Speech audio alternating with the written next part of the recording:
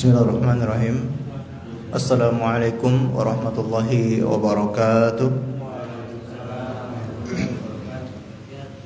Innal hamdalillah nahmaduhu wa nasta'inuhu wa nastaghfiruh wa natubu ilaihi wa na'udzu billahi min shururi anfusina wa min sayyiati a'malina.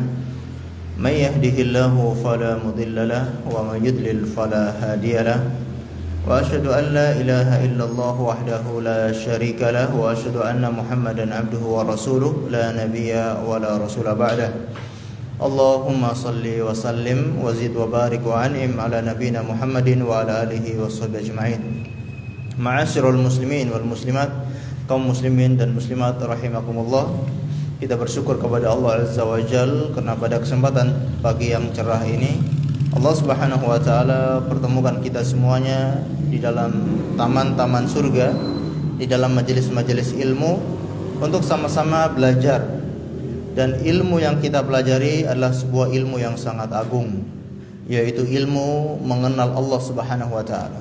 Ilmu yang belajar tentang Allah Subhanahu wa taala ini adalah seagung-agungnya ilmu. Dan ini hukumnya wajib, yaitu fardu ain. Sedangkan ilmu yang lain hukumnya fardu kifayah. Tapi ilmu tauhid, ilmu yang belajar tentang mengenal Allah, hukumnya wajib. Makanya Rasulullah SAW mengatakan, "Thalabul ilmi faridatun ala kulli muslimin." Menuntut ilmu itu wajib bagi setiap muslim. Ilmu yang bagaimana? Yang hukumnya wajib, ya ilmu seperti ini. Ilmu tentang akidah, ilmu tentang tauhid, ini adalah hukumnya wajib dipelajari bagi setiap muslim. Dan alhamdulillah Allah menggerakkan kita untuk senantiasa belajar ilmu ini. Ini anugerah yang luar biasa, yang sengaja Allah Subhanahu wa taala pilihkan kepada kita dan Allah berikan kepada kita, sehingga menjadi orang-orang yang mendekatkan diri kepada Allah, yang selalu bertauhid dan bisa menjauhi perbuatan-perbuatan kesyirikan. Ma'asyiral muslimin yang dimuliakan oleh Allah Azza wa Jalla, insyaallah di pertemuan sebelumnya kita sudah sama-sama mengkaji bab yang keberapa? Bab yang ke-6. Apa judul bab yang ke-6? Tafsir La ilaha illallah, atau tafsir dari tauhid La ilaha illallah, yang mana sudah kita terangkan sebelumnya bahwasanya setelah dari bab yang ke-6 ini sampai bab yang terakhir itu isinya tentang apa? Ada yang masih ingat? Setelah bab yang ke-6 atau dari bab yang ke-7 seterusnya sampai bab yang terakhir, itu isinya membahas tentang apa? Ya, semua isinya itu menafsirkan apa? Tauhid. Kalau kita lihat kembali di tulisan beliau yang terakhir, ya, di tulisan beliau yang terakhir sebelum masuk pada masail atau pokok isi kandungan, di sini beliau katakan, keterangan tentang bab ini, ketemu yang punya buku?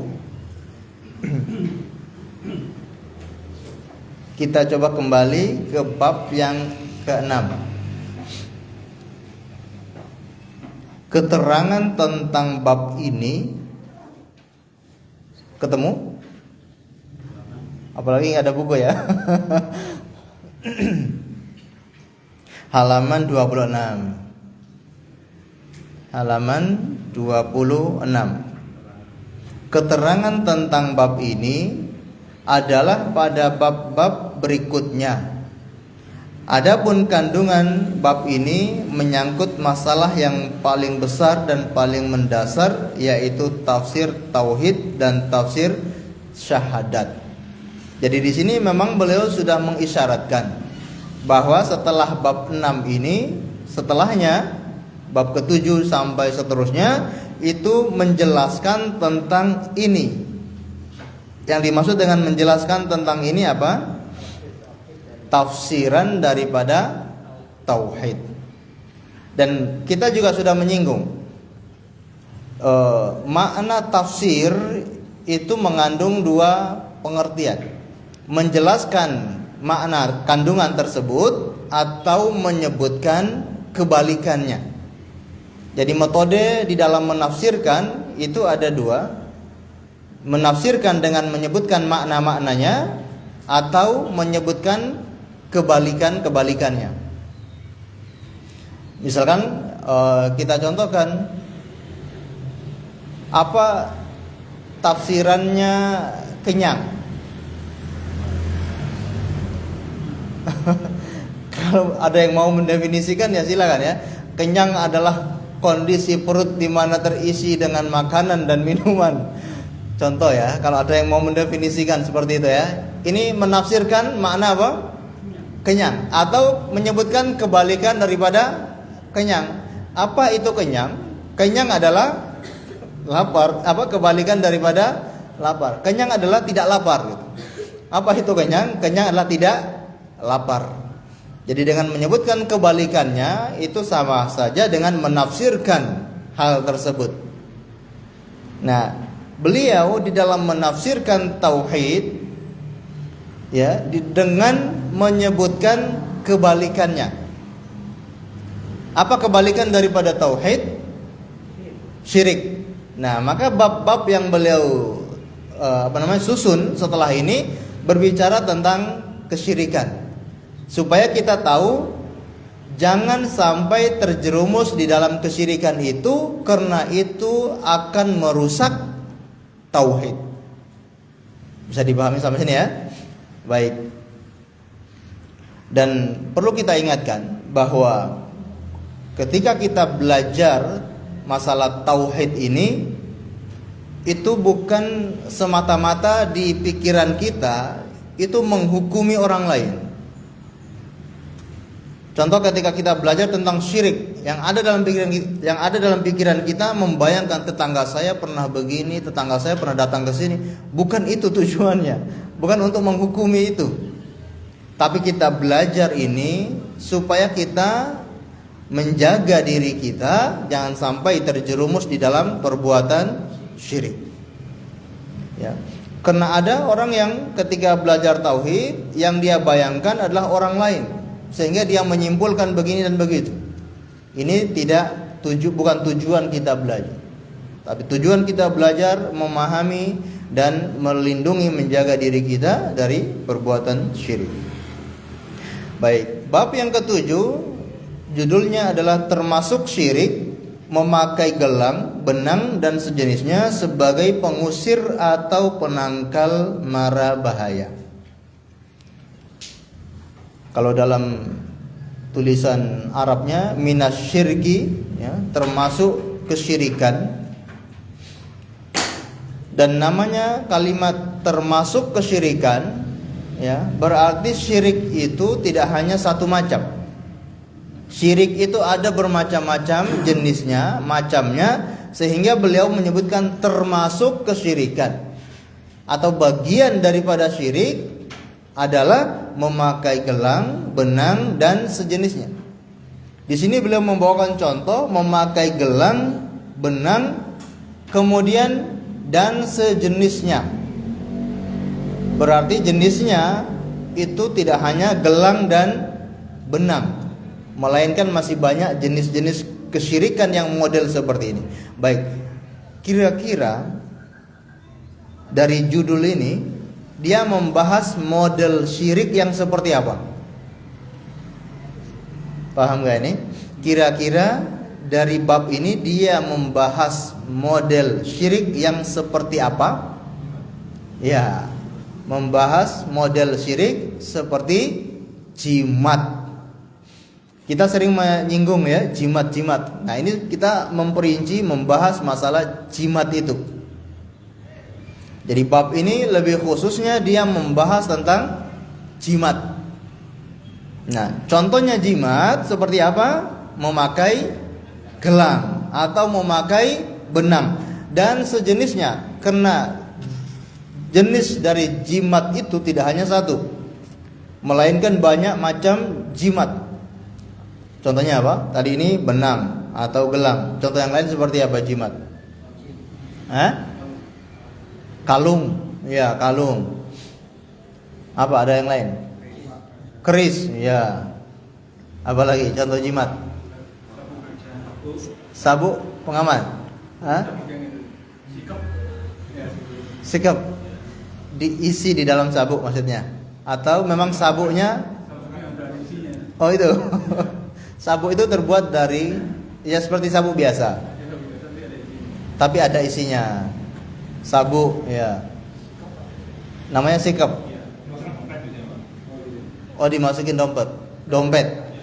Masya Allah. Nah, ini baru model yang seperti itu. Ada yang digantung, ada yang ditempel, ada yang dimasukkan di dalam tanah, ada yang dicor di dalam cor-coran di dalam semen, ada yang dipakukan, dan jenisnya ini sangat banyak, ya. Yang digantungkan misalkan tempatnya juga bermacam-macam. Apakah digantungkan di rumah, digantungkan di kamar mandi, digantungkan di toko-toko, digantungkan di kendaraan. Kalau zaman dulu di untanya atau di kudanya, supaya kudanya itu larinya kencang. Atau di kendaraan zaman sekarang seperti di mobil itu digantungkan jimat-jimat dengan keyakinan-keyakinan tertentu.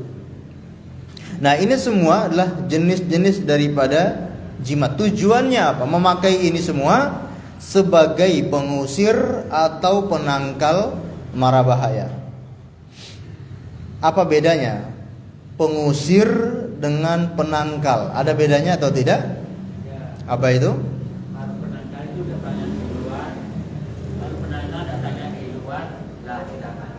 Kalau penangkal datangnya dari luar, kita tahan. Kalau pengusirnya sudah ada di diri kita usir keluar, betul ya. Jadi pengusir itu berarti penyakitnya sudah ada, untuk disembuhkan, penyakit itu untuk dihilangkan, diusir. Kalau penangkal agar musibah, agar keburukan itu tidak menimpa kita. Nah, ini semua tujuan seperti ini. Kalau memakai jimat, maka termasuk apa tadi? Syirik. Termasuk syirik. Masya Allah, jazakallahu khair. Syukran, Pak. Baik. Syirik, ya. Apakah ini syirik besar atau syirik kecil? Dalam masalah jimat ini para ulama membagi. Syiriknya itu ada dua macam. Ada yang syirik besar, ada yang syirik kecil. Ini perlu dipahami. Dalam masalah jimat itu para ulama membagi menjadi dua macam, syirik besar dan syirik kecil.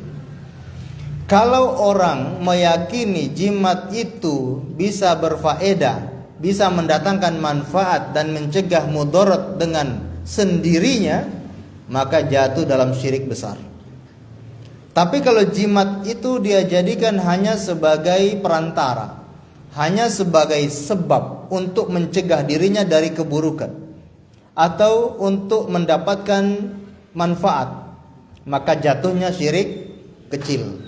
Dia tetap yakin yang mendatangkan manfaat, yang menghilangkan bahaya hanyalah Allah. Yang bisa menyembuhkan penyakit saya ini hanyalah Allah. Jimat ini hanya sebagai perantara, hanya sebagai wasilah untuk mencegah daripada penyakit tersebut. Bahkan mungkin dianalogikan, dicontohkan seperti orang yang minum obat, orang yang minum pil. Dia berkeyakinan pil ini, ya, bukan pil yang menyembuhkan, tapi Allah yang menyembuhkan. Pil ini hanyalah sebatas wasilah. Kalau seperti ini keyakinannya, jatuhnya syirik kecil. Yang syirik besar tadi, kalau dia yakin memang jimat ini yang mendatangkan manfaat, memang jimat ini yang menghilangkan penyakit saya, bukan Allah. Nah, kalau sudah seperti ini jatuhnya syirik besar. Berarti kalau orang masih meyakini hanya Allah yang mendatangkan manfaat dan menghilangkan mudarat, dia masih muslim atau tidak? Masih muslim. Keluar dari agama Islam atau tidak? Tidak.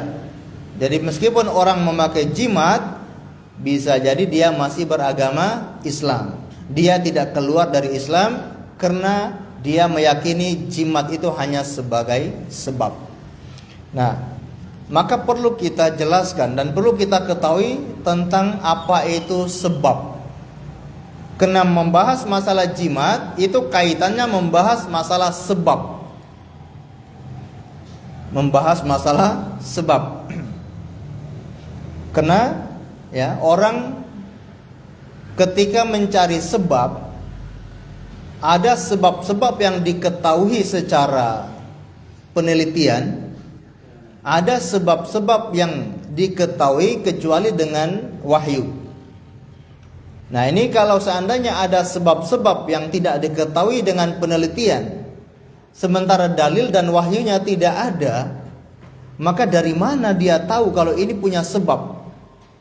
Contohnya begini, ada orang yang memakai gelang dan dia yakin gelang ini bisa mengangkat penyakitnya. Sampai sini ada gambaran? Ada orang yang memakai gelang, dia meyakini gelang ini bisa mengangkat penyakitnya atau menyembuhkan penyakitnya. Fokus nggak nih? Ada gambaran nggak nih? Baik. Kira-kira dia tahu sebab gelang ini bisa mengangkat penyakit dari mana? Sebab gelang ini bisa mengangkat, menghilangkan penyakit itu dari mana dia tahu? Kok dia bisa bilang gelang ini, atau dia bisa yakini gelang ini bisa mengangkat penyakit itu dari mana? Karena kita bisa mengetahui itu alternatifnya ada dua.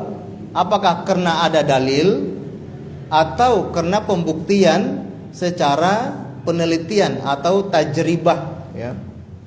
Kalau selain daripada itu, dari mana taunya? Berarti tidak diketahui. Kalau tidak diketahui seperti ini, itulah akan masuk dalam perkara syirik. Maka perlu kita rincikan ya tentang sebab. Atau kita perlu tahu terlebih dahulu sebab itu apa maknanya. Para ulama itu sampai mendefinisikan sebab itu apa artinya. Makna sebab itu apa? Sebab itu adalah ma yutawassalu ilaihi, ya, ma yutawassalu ilaihi ghairu. Apa-apa yang menghantarkan kepada yang lain. Apa-apa yang mengantarkan kepada yang lain itulah sebab, ya. Baik, ini hanya sebatas pengertian aja, ya. Nah, orang atau manusia di dalam melihat sebab itu ada 3 golongan, ada 3 kelompok di dalam melihat sebab. Kita tahu ya, dalam hidup ini itu kan ada sebab akibat. Ada sebab, ada akibat, ya Pak ya.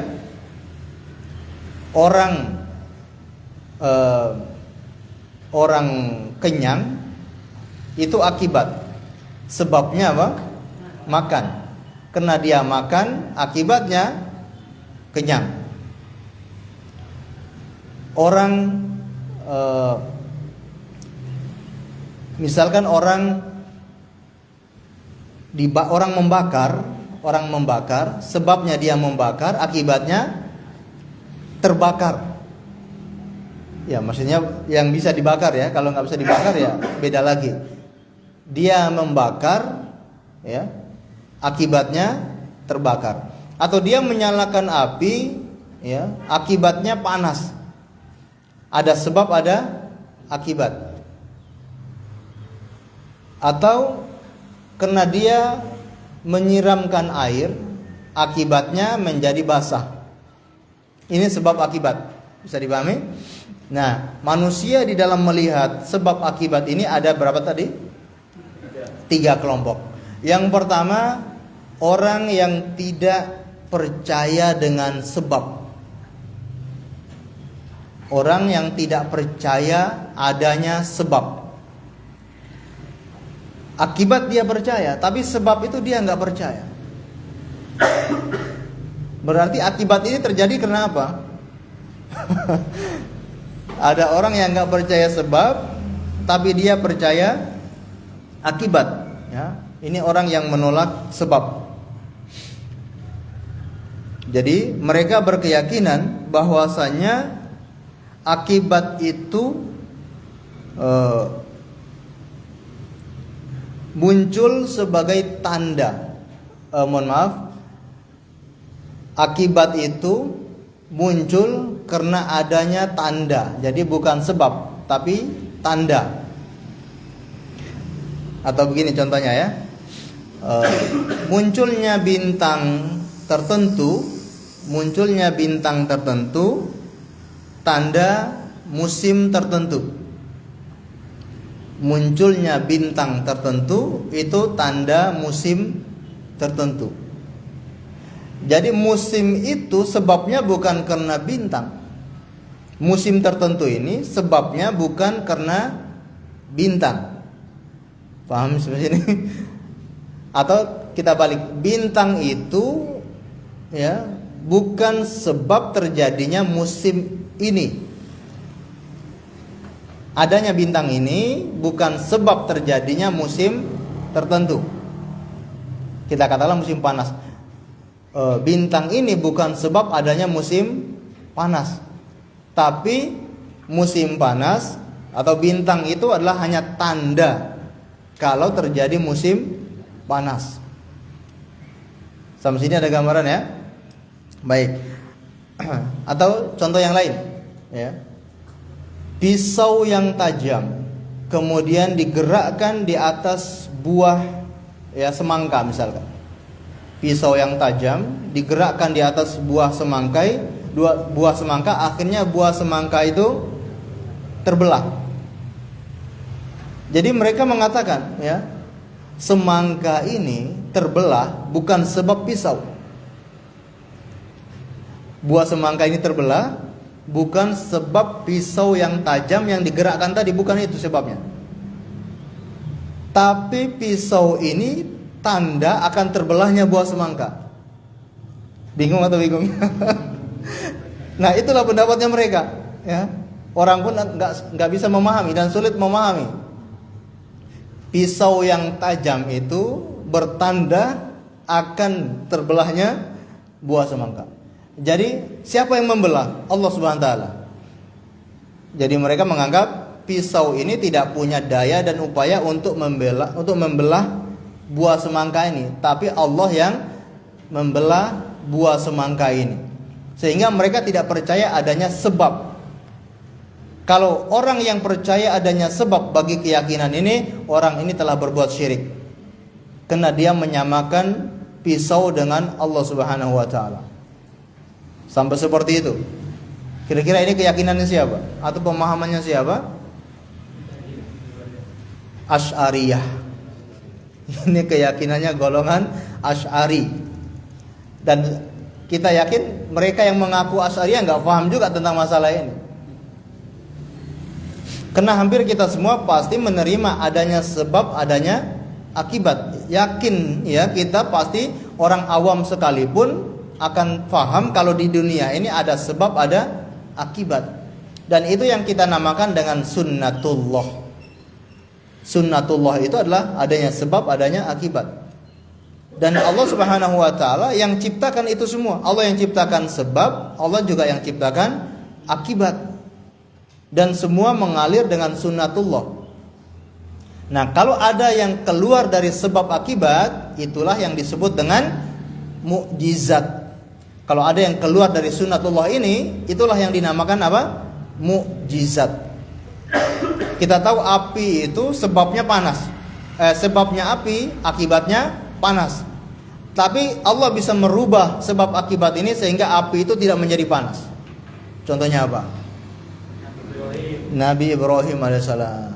Karena Allah yang menciptakan sebab akibat, Allah mampu merubah sebab akibat ini sehingga menjadi mukjizat. Kita tahu orang punya anak itu akibat daripada orang menikah, atau orang berhubungan antara laki-laki dan perempuan akibatnya punya anak. Ada sebabnya, ada sebab antara ketemu suami laki-laki dan perempuan. Tapi Allah bisa merubah sebab akibat ini. Ada orang yang tidak punya laki-laki pun, tidak ketemu dengan laki-laki pun bisa punya anak. Contohnya apa? Ibunda Maryam. Nah, ini kelompok yang pertama yang menolak adanya sebab, dan itu adalah golongan Asy'ariyah. Sehingga ada tokohnya Asy'ariyah, Imam Al-Juwaini. Imam Al-Juwaini sampai keluar dari mazhab atau pemahaman Asy'ariyah gara-gara masalah ini. Imam Juwaini itu seorang ulama, tokohnya Asy'ariyah, dan beliau ulama yang mahir dalam usul fikih. Nah, beliau sampai keluar dari pemahaman Asy'ariyah gara-gara nggak masuk akal masalah sebab akibat ini. Beliau meninggalkan pemahaman Asy'ariyah, pindah kepada pemahaman Ahlus Sunnah wal Jamaah. Karena orang nggak akan ngerti, dan banyak kejanggalan dari akidah Asy'ariyah. Contoh, akidah Asy'ariyah tidak percaya Allah di atas. Jadi ketika ditanya Allah di mana, Allah tidak di atas dan tidak di bawah. Padahal masyarakat kita, orang awam sekalipun, ketika ditanya atau ketika dalam keadaan dia punya masalah, kita serahkan yang di atas. Fitrah manusia. Maka akidah ini akidah yang tidak benar. Baik. Kelompok yang kedua, ya, yaitu mereka yang berlebih-lebihan di dalam sebab, yang bukan menjadi sebabnya dikait-kaitkan, yang bukan menjadi sebabnya disebab-sebabkan. Bisa dipahami kan? Padahal ini bukan sebabnya, tapi dikait-kaitkan. Kalau ini sebabnya ini, padahal bukan sebabnya itu. Contoh seperti apa? Contoh seperti orang-orang sufi yang ekstrim, yang mana mereka meyakini kalau zikir ini 1000 kali, akibatnya akan mendapatkan kekebalan tubuh. Zikir ini akibatnya akan mendapatkan ini dan itu. Padahal itu bukan sebabnya, tapi mereka jadikan itu sebagai sebab. Atau yang kita bahas sekarang ini, gelang, kalung, ataupun yang lainnya, itu bukanlah sebab untuk mengangkat atau menolak apa? Bahaya. Ketika ada yang mengatakan gelang, kalung, dan sejenisnya bisa mengangkat dan menolak bahaya, maka ini dia berlebih-lebihan di dalam sebab. Yang bukan sebabnya dimasukkan sebagai sebab. Ini keliru dan termasuk kesyirikan. Ini kelompok yang berapa? 2. Kelompok yang ketiga yaitu kelompok akidah Ahlus Sunnah wal Jamaah yang menetapkan adanya sebab dan akibat. Dalam istilah para ulama yaitu sabab wal musabbib, sebagaimana dijelaskan oleh Syekhul Islam Ibnu Taimiyah, bal huwa khaliqul asbab wal musabbibat. Akan tetapi Allah Subhanahu wa taala dialah yang menciptakan sebab sekaligus yang menciptakan akibat-akibatnya. Baik. Berarti akidah Ahlus Sunnah percaya menetapkan adanya sebab dan akibat. Lalu bagaimana caranya kita bisa menilai kalau ini adalah sebuah sebab atau ini memang benar-benar sebab yang benar? Tadi kan ada sebab yang tidak benar, seperti gelang, kalung dijadikan sebab untuk mengangkat atau menolak penyakit. Ini berarti kan sebabnya tidak benar. Bagaimana caranya kita tahu kalau memang ini sebuah sebab yang benar? Ada gambaran kan?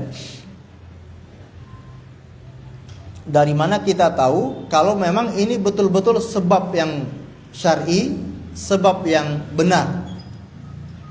Karena kalau sebabnya tidak benar, jatuh di golongan yang pertama. Nah, untuk mengetahui ini ada 2 cara. Yang pertama tentunya dengan dalil-dalil syar'i. Dengan dalil-dalil syar'i kita bisa mengetahui kalau betul ini sebagai sebab. Ini sebagai sebab untuk menyembuhkan. Ini sebagai sebab untuk mengobati ini. Ini sebagai sebab untuk mendatangkan ini. Taunya dari mana? Yang pertama tadi, dalil-dalil syar'i. Kalau kita bawa dalam masalah kesembuhan penyakit, maka ada dalil-dalil yang menerangkan sebab-sebab tertentu, obat-obat tertentu yang bisa menghilangkan penyakit. Dan obat ini dibagi lagi menjadi dua. Ada obat yang kelihatan, ada obat yang tidak kelihatan. Obat yang kelihatan contohnya banyak, seperti habatus sauda. Minum habatus sauda mampu mencegah dan mampu menghilangkan penyakit. Tahu dari mana? Ya ada dalilnya. Maka kita percaya benar, benda ini, makanan ini bisa sebagai penyembuh, bisa sebagai pencegah penyakit. Karena ada dalil. Contoh yang lain, air Zam-zam. Air Zam-zam bisa menghilangkan penyakit. Ma'u Zam-zam liman syuribalahu. Air Zam-zam itu tergantung siapa yang meminum. Kalau diniatkan untuk menghilangkan penyakit, akan menghilangkan penyakit. Kalau diniatkan untuk menghilangkan rasa lapar, maka rasa laparnya pun akan hilang dengan izin Allah Subhanahu wa taala. Kenapa bisa seperti itu? Karena ada dalilnya. Dan yang kelihatan ini sangat banyak. Imam Ibnul Qayyim itu mengumpulkan ini semua dalam kitabnya yang kita kenal dengan Tibbun Nabawi. Tibbun Nabawi, beliau kumpulkan ya obat-obatan yang disampaikan oleh Rasulullah sallallahu alaihi wasallam. Termasuk diantaranya adalah tanah yang ada di kota Madinah. Debu atau tanah yang ada di kota Madinah itu punya khasiat tertentu. Disebutkan dalam hadis Ibunda Aisyah radhiyallahu taala menceritakan ya bahwasanya Rasulullah SAW ketika ada orang sakit yang datang, maka beliau mengatakan Bismillahi turbatu ardina biriqi ba'dina. Beliau mengambil jarinya, kemudian meludahi jari tersebut, lalu menempelkan jari yang diludahi di tanah. Kemudian mengatakan Bismillah dengan nama Allah, turbati ardinya, yaitu debu tanahnya tanah kami, yaitu kota Madinah. Biriqati ba'dina, dengan ludah di antara kami. Yushfi bihi sakimina, akan bisa menyembuhkan orang-orang sakit di antara kami biidni rabbina, dengan izin daripada Tuhan kami. Maka beliau mengambil debu itu lalu menempelkan di bagian-bagian tubuh yang sakit orang tersebut. Apakah kena penyakit luka? Kena luka ya, kena parang, kena senjata tajam atau sakit apa saja ya. Tapi ini penyakit luar ya. Bukan dimasukkan dalam air, diminum, ini keliru. Tapi ini untuk penyakit luar, ditempelkan tanah dari kota Madinah tersebut. Ini yang tadi yang kelihatan ya. Yang kedua tadi yang tidak kelihatan. Yang tidak kelihatan contohnya seperti apa? Ya, ruqyah syar'iyyah. Ruqyah bisa menghilangkan gangguan jin. Ruqyah bisa menyembuhkan penyakit. Padahal ini tidak kelihatan, tapi kita tahu dan percaya karena apa? Ada dalil, ada hadis yang menerangkan hal tersebut. Dan ada doa-doa yang diajarkan oleh Rasulullah SAW untuk menghilangkan penyakit dan untuk menangkal bahaya. Dan ada 2 surat yang paling ampuh untuk menangkal bahaya. Surat apa itu? Ya, namanya Al-Mu'awwidataini. Surat Al-Mu'awwidataini. 2 surat untuk memohon perlindungan. Setiap sore barang siapa yang membaca 2 surat ini, insya Allah aman dari gangguan jin, syaitan dan yang lainnya. Bahkan binatang berbisa sekalipun tidak bisa meracuni. Apabila tergigit binatang berbisa itu tidak akan meracuni orang tersebut. Masya Allah, kita punya senjata yang sangat ampuh ya, untuk menangkal semua itu. Tidak perlu pakai yang namanya ini benang-benang, jimat-jimat, ini udah nggak perlu. Kita sudah punya penangkal yang paling ampuh. Kalau kita terapkan dan kita yakini, insya Allah itu sudah cukup. Nggak perlu pakai jimat-jimat dan yang lainnya. Baik, ini kita bicara masalah sebab, ya. Nah, ketika sebab-sebab itu, ini yang pertama ya, sebab mengetahui kalau sebab ini adalah benar, mengetahuinya dari dalil syar'i. Ini yang pertama. Yang kedua, mengetahuinya dari tajribah atau penelitian dan pembuktian secara ilmiah. Ini yang kedua. Kalau sudah diteliti dan tajribah, uji coba yang sangat lama dan memang ampuh, apalagi dibuktikan dengan ilmiah, maka itu bisa kita jadikan sebagai sebab tertentu. Misalkan apa? Obat batuk, ya, atau obat sakit kepala menggunakan bodrek.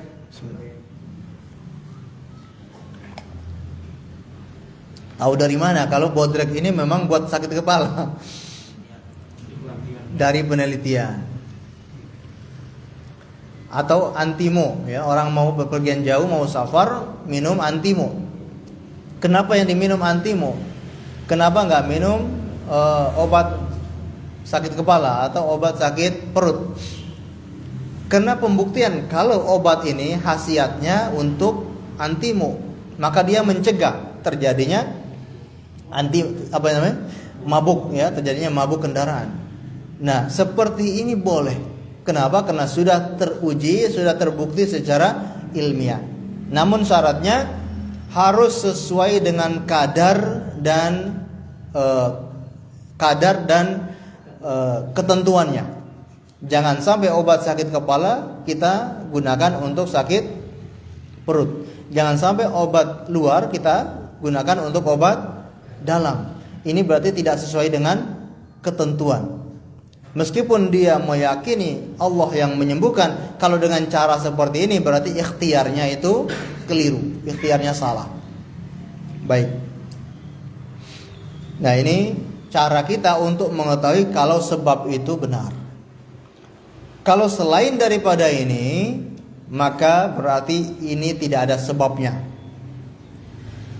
Contoh, orang yang memakai jimat beranggapan jimat itu bisa melariskan dagangannya. Memasang jimat di toko, beranggapan jimat ini bisa melariskan dagangannya. Dari mana engkau tahu kalau jimat ini bisa melariskan dagangan? Kira-kira dari mana itu? Apakah dari Al-Quran, dari hadis, atau dari tajribah? Dari uji coba ilmiah yang bisa diterima oleh akal.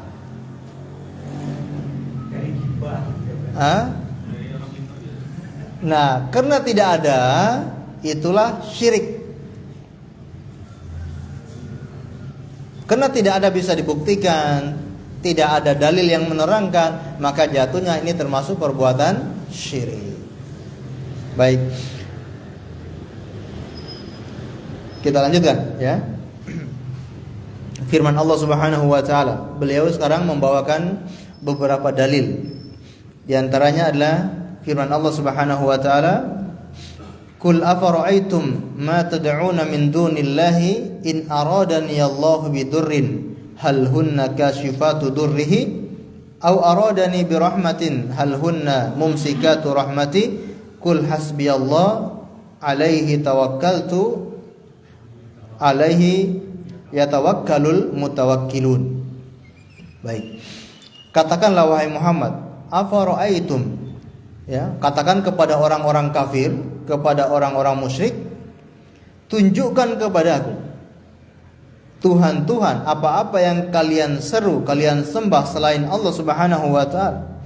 In aradani Allahu bidurrin, jika seandainya Allah Subhanahu wa taala ingin memberi bahaya kepada saya. Memberi bahaya, apakah saya ditimpa sakit, apakah saya ditimpa musibah, apakah saya terluka, Apakah saya mengalami kekalahan? Seandainya Allah mentakdirkan saya itu mendapatkan musibah, mendapatkan keburukan, hal hunna kasyifatu dzurri, apakah Tuhan itu bisa menolak bahaya itu? Ini Rasulullah menantang mereka. Apakah mereka, Tuhan itu bisa mencegah kalau Allah sudah ingin bahaya menimpa saya? Atau au aradani bi rahmatin hal hunna mumsikatu rahmati, atau sebaliknya Allah ingin memberikan rahmatnya kepada saya. Allah ingin memberi saya harta, Allah ingin memberi saya kesehatan, Allah ingin memberi saya kemenangan, atau memberikan karunia-karunia. Apakah Tuhan itu bisa menolak karunia itu supaya tidak sampai kepada saya? Kul hasbiyallah. Katakanlah, cukuplah hanya kepada Allah tempatnya bertawakal orang-orang yang bertawakal. Jadi dari ayat ini, karena orang-orang musyrik itu sangat yakin dan percaya kalau Tuhan mereka itu memang tidak bisa mendatangkan manfaat atau menolak mudarat. Mereka semua yakin Tuhan yang mereka sembah itu tidak bisa ngapa-ngapain, tidak bisa menolak bahaya yang menimpa mereka, atau tidak bisa mendatangkan manfaat untuk mereka. Ketika mereka sedang sakit, Tuhan mereka tidak bisa menyembuhkan penyakit mereka, atau Tuhan mereka tidak bisa mencegah mereka supaya tidak diserang oleh musuh. Bisa dipahami ini? Mereka sangat yakin, tapi kenapa kok mereka itu masih nyembah Tuhan tersebut? La na'buduhum illa linuqarribu ilallahi zulfa. Ketika ditanya, alasannya selalu untuk mendekatkan kami kepada Allah sedekat-dekatnya. Selalu seperti itu alasannya.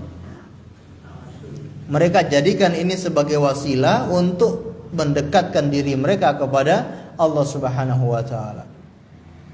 Maka supaya mereka berpikir, ya, Allah perintahkan kepada Rasulullah untuk mengatakan itu kepada mereka. Bagaimana tanggapan mereka?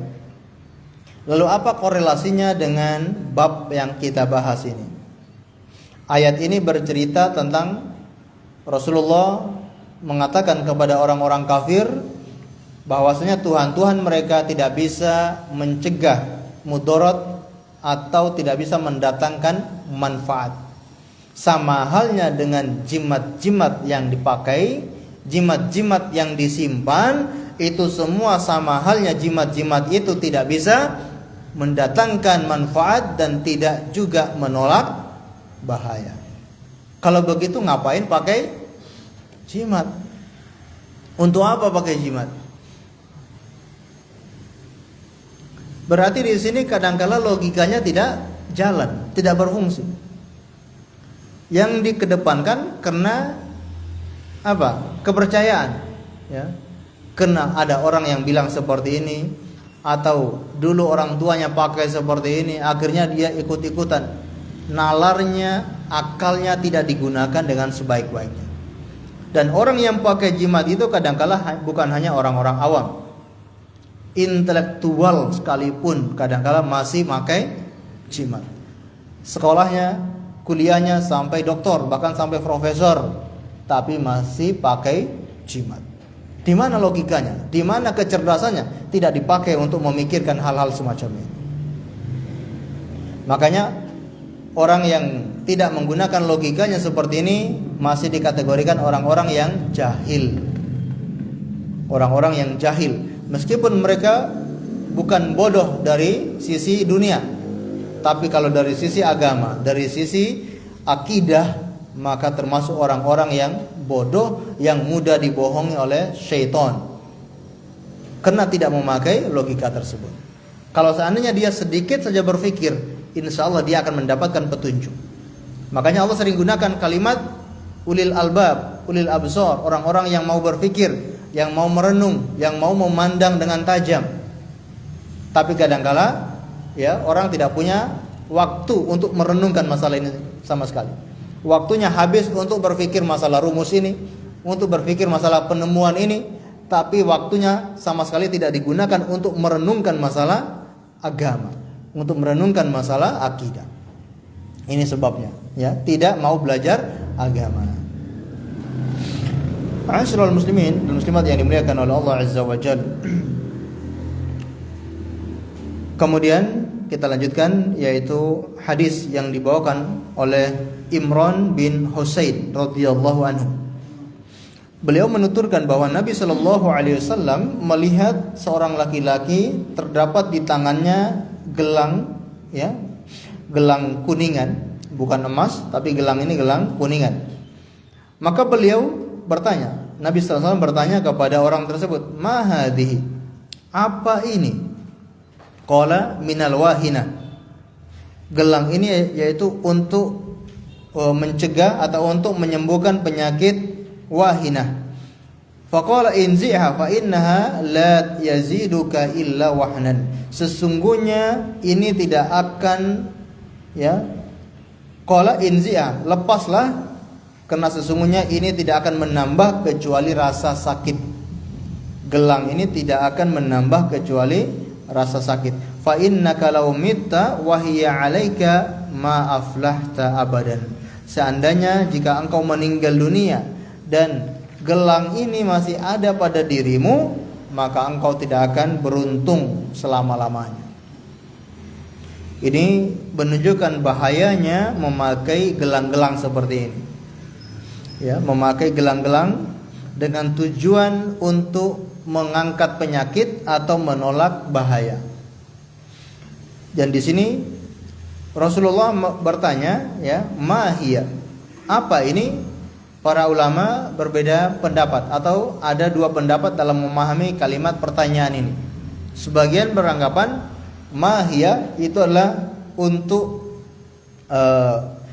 bertanya, ya, untuk bertanya, ya, untuk meminta kejelasan, bertanya untuk meminta penjelasan.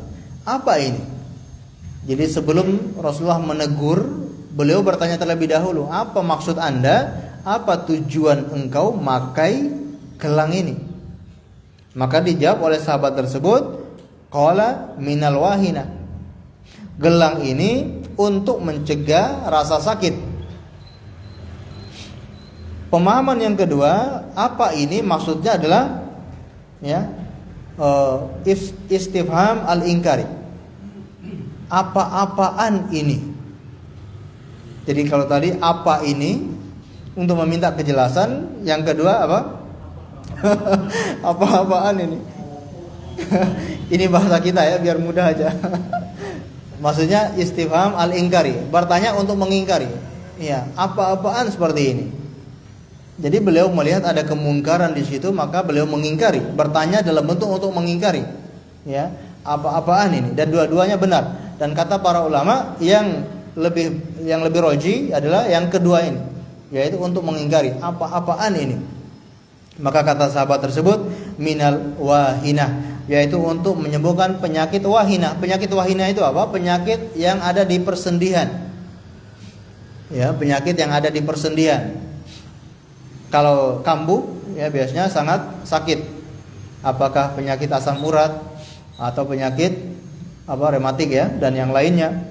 Maka para sahabat ini memakai gelang tersebut dengan berkeyakinan bisa mengurangi rasa sakit yang dia alami tersebut. Maka beliau mengatakan inzi'ha. Inzi'ha itu kalau di situ terjemahannya apa? Lepaskan itu. Nah, inzi'ha dalam bahasa Arab itu artinya adalah lepaskan dengan dengan kuat, ya. Jadi dilepas dengan ditarik sangat kuat, itu inzi'ha. Lepaskan, tarik gelang tersebut, ya, dengan sangat kuat. Atau dalam riwayat yang lain imbidha, artinya apa? Buang jauh-jauh, ya. Dalam riwayat yang lain imbidha, buang jauh-jauh gelang tersebut. Fa innaha la yaziduka illa wahnan. Sesungguhnya gelang itu tidak akan, ya, menambah kepadamu kecuali rasa sakit tersebut. Dan ini tentunya adalah balasan sesuai dengan perbuatan. Balasan sesuai dengan perbuatan. Dia beranggapan gelang itu bisa menyembuhkan penyakit, justru sebaliknya, gelang itu malah menambah sakit. Menambah sakit kenapa? Yang pertama, penyakitnya tidak sembuh. Yang kedua, ketambah dia melakukan perbuatan syirik. Ini kan double. Ya, sudah jatuh ketimpa tangga. Dia pingin sembuh, ternyata nggak sembuh, malah menambah dosa, malah menambah syirik melakukan perbuatan ini. Fa innaka law mitta, sesungguhnya jika seandainya engkau meninggal dunia, wahia alaika, dan gelang ini masih ada pada dirimu, ma aflahta abadan, engkau tidak akan beruntung selama-lamanya. Ya. Baik, ini gelang seperti apa? Tentunya gelang yang seperti ini, yaitu gelang yang didapatkan apakah dari para dukun, ya, atau mereka dapatkan, ya, dari leluhur mereka yang beranggapan gelang ini bisa menyembuhkan penyakit. Baik, lalu bagaimana dengan gelang sekarang ini? Karena ada beberapa gelang yang dijual di pasaran dengan tujuan untuk menghilangkan atau mencegah penyakit. Ada atau tidak itu? Ada ya. Magnet. Gelang magnet atau magnet apa? Ya, yang dari Korea itu. Dari Korea. Ya. Ada gelang, ada kalung ya. Ya, betul. Kebetulan saya pernah di. Oh gitu. Ya. Dan harganya relatif mahal. Terus khasiatnya gimana, Pak? Nah, jauh. Betul ya. Ini pernah ditanyakan kepada Syekh bin Baz rahimahullah dan juga Syekh Utsaimin, ya. Hukum memakai gelang seperti ini, beliau ini Syekh bin Baz dan Syekh Utsaimin berfatwa gelang-gelang seperti ini masuk dalam bab ini. Masuk dalam masalah pembahasan ini. Ya, yaitu tidak akan menambah kecuali rasa sakit. Ya, dan itu tidak akan mendatangkan manfaat. Ya. Apakah gelang dari magnet ataupun kalung, semua itu tidak bisa mendatangkan manfaat atau menolak mudarat. Dan ini merupakan kesepakatan para dokter ya. Kalau kita baca, para dokter sendiri mengatakan ini semua adalah hoax. Gelang-gelang dan kalung-kalung semacam ini semua itu hoax ya. Hanya untuk melariskan dagangan, metode untuk pemasaran. Ya, tidak ada manfaatnya sama sekali. Baik. Di sini sahabat Imran bin Husain menceritakan ada seorang laki-laki. Kata para ulama, sebetulnya beliau sendiri yang mengalami hal itu. Kalau kita lihat dalam riwayat ini, beliau mengatakan ada seorang laki-laki, atau Nabi SAW melihat seorang laki-laki terdapat di tangannya gelang. Padahal beliau menceritakan itu dirinya sendiri. Beliau pernah memakai gelang dan Rasulullah melihat hal itu, maka beliau bersabda kepada Imran bin Husain. Karena dalam beberapa riwayat disebutkan memang beliau sendiri yang memakai gelang-gelang tersebut. Baik. Kita lanjutkan dalil berikutnya, yaitu riwayat dari Imam Ahmad dari Uqbah bin Amir secara marfu', kata Rasulullah sallallahu alaihi wasallam, man ta'allaqa tamimatan fala atammallahu lahu wa man ta'allaqa wada'atan fala wada'allahu lahu wa fi riwayatin man ta'allaqa tamimatan faqad asyraka. Barang siapa yang menggantungkan tamimah, ya, tamimah itu jimat-jimat, fala atammallahu lahu, maka Allah tidak akan sempurnakan untuknya. Wa man ta'allaqa wada'atan, dan barang siapa yang menggantungkan wada'atan, yaitu seperti gelang yang atau gantungan yang terbuat dari kerang, ya, yang diambil dari laut. Wada'atan itu kerang, ya, cangkangnya kerang. Pernah lihat ya, kerang yang ada di laut itu ya, yang sering dipakai buat apa? Main apa dulu? Main congklak ya. Iya benar, main congklak. Itu pakai kerang. Nah, itu di zaman dahulu dijadikan sebagai jimat ya. Dipakaikan untuk kalung atau dipakaikan untuk gelang ya, sebagai jimat. Fala wada'allahu lahu. Maka Allah tidak akan ya menjadikan ketenangan dalam dirinya. Wa fi riwayatin, dalam riwayat yang lain, man ta'allaqa tamimatan faqad asyraka. Barang siapa yang menggantungkan tamimah, maka dia telah berbuat kesyirikan. Dan di sini Rasulullah menyebutkan dalam bentuk nakirah. Ya, nakirah itu ada ma'rifah, ada nakirah. Artinya fungsi nakirah itu adalah untuk menjelaskan keumuman. Barang siapa yang menggantungkan tamimah disebutkan secara nakirah. Ya. Apa kalau bahasa Indonesianya nih? Nakirah itu ada aktif, ada taib. Intinya fungsinya adalah untuk menjelaskan keumuman. Barang siapa yang menggantungkan apapun bentuknya jimat itu, apakah jimat seperti apapun bentuknya, dan seluruh jimat apapun, kecil ataupun besar, maka Allah tidak akan sempurnakan baginya. Tamimah asal katanya adalah tamam. Tamimah asal katanya itu adalah tamam. Tamam itu artinya sempurna. Jadi orang-orang jahiliyah dahulu ketika memakai benda-benda ini, jimat-jimat ini, mereka beranggapan bisa menyempurnakan hajat mereka. Kesehatannya menjadi sempurna, ya, menolak bala menjadi sempurna, atau menjadi sempurna untuk menolak bencana, menolak bala. Maka di sini Allah sebutkan Rasulullah menjelaskan fala atammallahu lahu. Allah tidak akan menyempurnakan itu. Ya, barang siapa yang menggantungkan jimat-jimat maka tidak akan diselamatkan, tidak akan disempurnakan oleh Allah Subhanahu wa taala. Wa man ta'allaqa wada'atan, barang siapa yang menggantungkan wada'ah atau kerang tadi, maka tidak akan mendapatkan ketenangan dalam dirinya.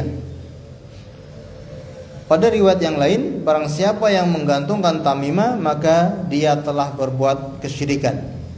Nah, riwayat yang kedua ini, barang siapa yang menggantungkan tamimah maka dia telah berbuat kesyirikan. Disebutkan dalam beberapa riwayat bahwasanya datang para rahib atau pendeta-pendeta Yahudi itu datang kepada Rasulullah SAW, kemudian mereka ingin berbaiat kepada Rasulullah. Maka semuanya dibaiat, ya. Semuanya menjulurkan tangan, lalu beliau membaiat satu persatu. Hanya satu orang pendeta itu yang tidak dibaiat oleh Rasulullah SAW. Rasulullah enggan membaiat satu orang ini. Ternyata orang ini di tangannya, di gelangnya itu ada tamimah, ada jimat. Maka beliau enggan untuk membaiat pendeta ini. Lalu kemudian beliau bersabda, "Man ta'allaqa tamimatan faqad asyraka." Barang siapa yang memakai jimat, maka dia telah berbuat kesyirikan. Karena dia masih syirik, Rasulullah enggan untuk membaiat orang tersebut. Jadi ini memang menunjukkan sangat berbahaya orang yang memakai jimat tersebut, karena itu termasuk kesyirikan, ya, termasuk kesyirikan yang sangat diingkari oleh Rasulullah Sallallahu Alaihi Wasallam. Kita lihat sebagaimana hadis dari Imran bin Husain, beliau langsung menegur, ya, dan memerintahkan untuk mencopot jimat tersebut. Berikutnya diriwayatkan dari Ibnu Abi Hatim dari Hudzaifah bahwasanya ia melihat seseorang laki-laki di tangannya ada benang untuk mengobati sakit panas. Maka dia putuskan benang itu seraya membaca firman Allah Subhanahu wa taala, "Wa ma yu'minu aktsaruhum billahi illa wa hum musyrikun." Dan tidaklah, ya, kebanyakan orang-orang itu beriman kepada Allah melainkan mereka itu berbuat kesyirikan. Dan para sahabat mengingkari jimat-jimat semacam ini diingkari semua oleh para sahabat Nabi sallallahu alaihi wasallam. Dan ini menunjukkan kepada kita bahwasanya jimat-jimat itu termasuk perbuatan syirik. Meskipun nanti itu apakah syirik besar ataupun syirik kecil, tetap itu namanya syirik. Dan syirik itu lebih berbahaya daripada dosa besar. Jadi jangan dikira ini syirik kecil berarti ringan. Syirik itu dosanya di atasnya dosa-dosa besar, meskipun hanya syirik kecil. Jadi sangat berbahaya. Meskipun dia tidak akan kekal dalam neraka, meskipun dia masih punya kesempatan diampuni oleh Allah Subhanahu wa taala, tapi sangat berbahaya. Syirik ini bisa mengantarkan kepada syirik besar. Mungkin awalnya dia yakin jimat itu hanya sebatas perantara, tapi lama-kelamaan syaitan membisikkan di dalam hatinya sehingga dia percaya, bergantung dengan jimat tersebut, sehingga dia tidak percaya lagi dengan Allah Subhanahu wa taala. Ini mengerikan dan sangat berbahaya. Apalagi di zaman kita sekarang, kebanyakan kaum muslimin itu menganggap jimat-jimat itu hal yang sepele. Bahkan banyak yang masih menggunakan jimat tersebut. Apakah berupa kaligrafi? Di rumahnya dipasang kaligrafi. Tapi kaligrafi itu bukan ayat Al-Quran, tapi tulisan-tulisan raja-raja. Ataupun bahkan pakai foto. Di rumahnya atau di tokonya dikasih foto siapa kira-kira? Foto Wali Songo. Atau foto Habib ya. Dan punya keyakinan kalau pasang foto Habib ini akan mendapatkan manfaat ini dan akan tertolak bahaya-bahaya yang datang kepadanya. Ketika ada yang kesurupan hanya ditunjukkan fotonya Habib ini misalkan, beranggapan dengan lihat foto Habib ini langsung sembuh. Nah, ini semua termasuk perbuatan syirik ataupun yang lainnya. Di mobil digantungkan macam-macam, apakah digantungkan kaligrafi dengan tujuan seperti itu, maka ini semuanya termasuk perbuatan syirik. Atau mungkin yang paling banyak juga adalah untuk anak-anak yang baru lahir, anak-anak bayi, anak-anak kecil. Apakah di perutnya ditali dengan benang atau di mananya, kalung di lehernya atau digelangkan. Dan itu masih ada di kampung-kampung, banyak yang memakai seperti itu untuk dengan tujuan macam-macam. Mencegah bahaya. Atau ada yang dipeniti dengan bawang putih atau bawang merah. Bawang putih benar. Dipenitikan dengan bawang putih, lalu dipenitikan ke bajunya untuk tidur dengan anggapan bisa menolak bahaya. Tidak perlu seperti itu. Kita punya senjata yang ampuh, tidak perlu jimat-jimat. Dengan doa-doa, dengan zikir-zikir, dengan ayat kursi, dan dengan surat Al-Falaq dan An-Nas, insyaallah itu semua lebih ampuh dan lebih terbukti. Kenapa terbukti? Karena yang bilang seperti itu siapa? Rasulullah sallallahu alaihi wasallam. Ada buktinya. Benar sebabnya benar. Sedangkan jimat-jimat sebab-sebabnya itu tidak benar. Allahu a'lam bissawab. Barangkali mungkin cukup sekian yang bisa kita sampaikan, meskipun hanya sedikit, semoga bisa bermanfaat. Untuk kandungan bab silakan dibaca sendiri. Waktu yang tersisa kita gunakan untuk tanya jawab.